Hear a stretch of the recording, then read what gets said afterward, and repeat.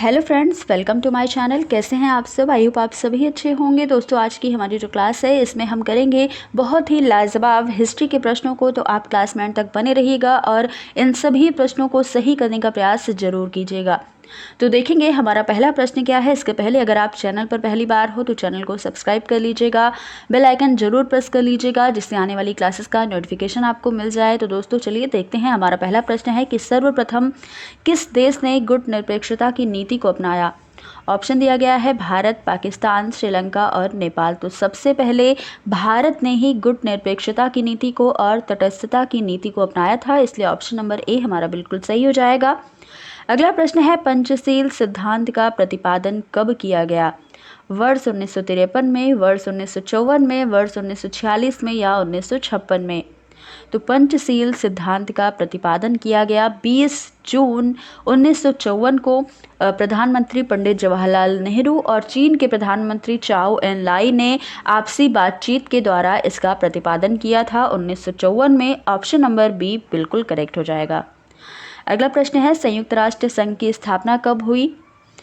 1944 में, वर्ष 1945 में, 1946 या 1948 में? तो संयुक्त राष्ट्र संघ की स्थापना 24 अक्टूबर 1945 को हुई है और इसका उद्देश्य क्या है? अंतर्राष्ट्रीय शांति और सुरक्षा को बनाए रखना ही इसका एकमात्र उद्देश्य है। तो ऑप्शन नंबर बी 1945 बिल्कुल सही हो जाएगा। अगला प्रश्न है संयुक्त राष्ट्र संघ की शांति सेना में शांति सैनिक भेजने वाला सबसे बड़ा देश कौन सा है? तो यहाँ पर आपको ऑप्शन दिया गया है बांग्लादेश, चीन, भारत और इंग्लैंड। तो सबसे बड़ा देश हो जाएगा बांग्लादेश, जो शांति सेना में शांति सैनिक भेजने वाला सबसे बड़ा देश है। ऑप्शन नंबर ए सही हो जाएगा। और अगर भारत की बात करें तो भारत 5वां सबसे बड़ा शांति सेना में योगदान देने वाला देश है। अगला प्रश्न देखिएगा, प्रथम महिला विश्वविद्यालय की स्थापना किसने की? ऑप्शन है महादेव गोविंद रनाडे, शिवदयाल खत्री, डी.के. कर्वे और राधा बाई। तो यहाँ पर प्रथम महिला विश्वविद्यालय की स्थापना जो है ये वर्ष 1916 में बम्बई में महर्षि कर्वे के द्वारा की गई थी। ऑप्शन नंबर सी सही हो जाएगा, डी.के. कर्वे। लेकिन अब इस विश्वविद्यालय का नाम बदलकर हो गया है SNDT महिला विश्वविद्यालय। तो ये भी आपको याद रखना है। अगला प्रश्न है कि आर्य समाज की स्थापना कब हुई थी? वर्ष 1878 में, 1858 में, 1869 में या फिर वर्ष 1875 में? तो इसका आंसर आपको करना है आर्य समाज की स्थापना जो है कब हुई? वर्ष 1875 में। किसके द्वारा? स्वामी दयानंद सरस्वती ने 1875 ईस्वी में इसकी स्थापना की थी। ऑप्शन नंबर डी बिल्कुल करेक्ट हो जाएगा। अगला प्रश्न है भारतीय राष्ट्रीय कांग्रेस की स्थापना कब की गई? 1885 में, वर्ष 1878 में, 1921 में या 1876 में? तो इसका आंसर हो जाएगा ऑप्शन नंबर ए, वर्ष 1885 में भारतीय राष्ट्रीय कांग्रेस की स्थापना की गई थी। अगला प्रश्न देखिएगा, भारत में सबसे पहले या सर्वप्रथम कब महिलाओं को वोट डालने के अधिकार की मांग उठाई गई? वर्ष 1901 में, 1922 में, 1917 में या फिर 1976 में? पहली बार महिलाओं को वोट डालने के अधिकार की मांग वर्ष 1917 में उठाई गई थी। ऑप्शन नंबर सी में दिया गया है, बिल्कुल करेक्ट हो जाएगा, वर्ष 1917। अगला प्रश्न है कि सर्वप्रथम किस प्रांत में महिलाओं को वोट डालने का अधिकार दिया गया? मद्रास में, कलकत्ता में, मैसूर में या फिर दिल्ली में? तो सबसे पहले जो है वो त्रावणकोर देसी रियासत ने महिलाओं को वोट डालने का अधिकार दिया था। कहाँ पर? मद्रास में। तो ऑप्शन नंबर ए बिल्कुल करेक्ट हो जाएगा, मद्रास प्रांत में सबसे पहले महिलाओं को वोट डालने का अधिकार दिया गया। अगला प्रश्न है किस आंदोलन में महिलाओं ने सबसे बड़ी संख्या में भाग लिया था? वर्ष 1938 में, 1930 में, 1922 या 1942 में? तो यहाँ पर हमारा आंसर क्या होगा? ऑप्शन नंबर बी हो जाएगा, वर्ष 1930 में महिलाओं ने नमक आंदोलन में बहुत बड़ी संख्या में भाग लिया था। तो ये आपको ध्यान में रखना है, ऑप्शन नंबर बी बिल्कुल सही चला जाएगा।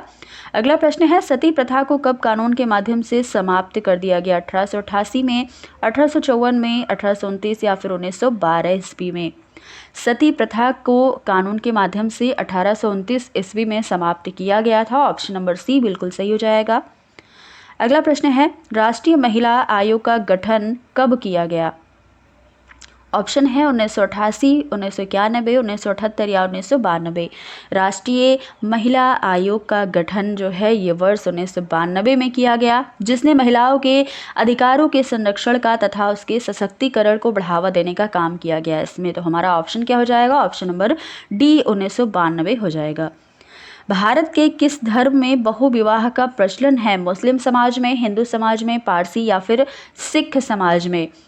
तो मुस्लिम समाज में विवाह एक समझौता होता है, इसमें पति को एक से अधिक पत्नियां रखने का अधिकार होता है, इसलिए मुस्लिम समाज में क्या है, बहुविवाह का प्रचलन है, अभी भी है। तो इसलिए ऑप्शन नंबर ए हमारा बिल्कुल सही हो जाएगा, मुस्लिम समाज।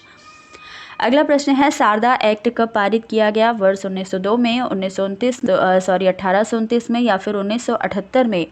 शारदा एक्ट जो है वो लड़की का विवाह उसके युवा होने के पूर्व ही कर देने पर नियंत्रित करने के लिए ये स्टार्ट हुआ था। ये शारदा एक्ट बनाया गया था, कब बनाया गया? 1929 ईस्वी में बनाया गया। ऑप्शन नंबर बी हमारा बिल्कुल सही हो जाएगा। ये जो अधिनियम था ये अप्रैल 1930 को लागू किया गया था और इस कानून के अनुसार विवाह की सबसे कम उम्र यानी कि न्यूनतम उम्र लड़कियों के लिए 14 और लड़कों के लिए 18 वर्ष तय की गई थी।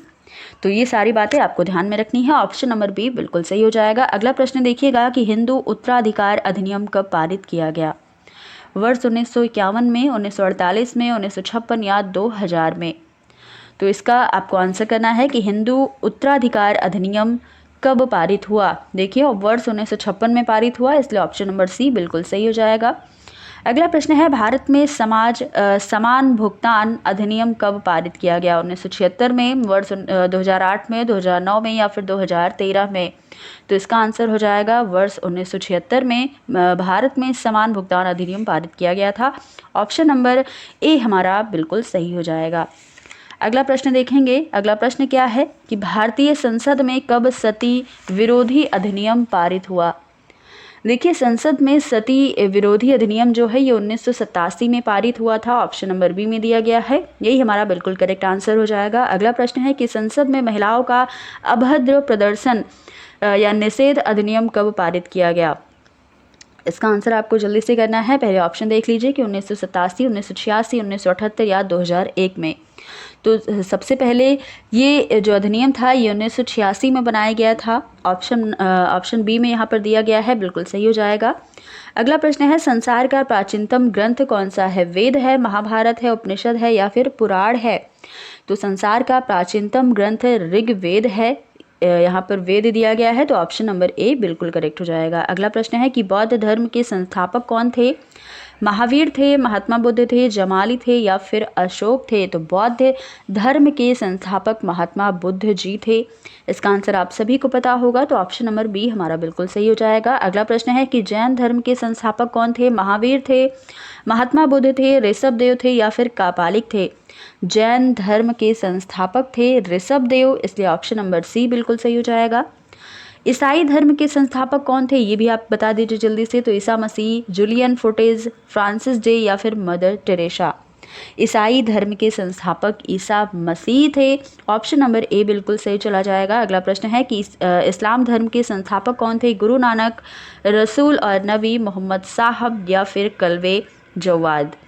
इस्लाम धर्म के संस्थापक कौन थे? तो मोहम्मद साहब जी इनके संस्थापक थे, ऑप्शन नंबर सी बिल्कुल करेक्ट हो जाएगा। अगला प्रश्न देखिएगा, यहाँ पर दिया गया है कि गुरु नानक कौन थे? हिंदू धर्म के संस्थापक, सिख धर्म के संस्थापक, जैन धर्म के या इस्लाम धर्म के?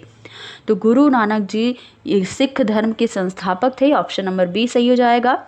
अगला प्रश्न है, अरब देश में किसने कहा था कि ईश्वर एक है?